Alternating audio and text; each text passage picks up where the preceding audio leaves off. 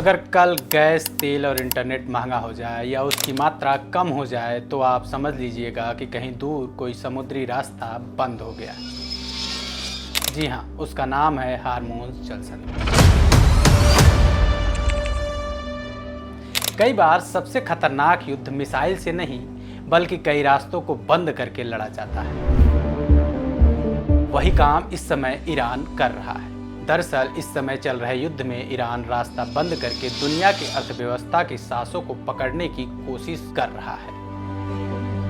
आपको बता दें कि हार्मोज जलसंधि एक पतला समुद्री रास्ता है जिसके माध्यम से दुनिया का तेल और गैस का बड़ा हिस्सा आता और जाता है। मान लीजिए अगर वही रास्ता बंद हो जाए तो जाहिर है कि उसका असर दुनिया की अर्थव्यवस्था पर पड़ेगा। भारत के लिए ये रास्ता कोई आम रास्ता नहीं है। इस समुद्री रास्ते के जरिए भारत में रसोई गैस आता और जाता है। लगभग 60% से 90% एलपीजी गैस की सप्लाई इसी रास्ते से होती है। यही नहीं, भारत के 50 से 55% कच्चा तेल भी इसी रास्ते से आता है। जब वही रास्ता बंद हो जाएगा तो जाहिर है कि भारत में गैस और तेल महंगा हो जाएगा।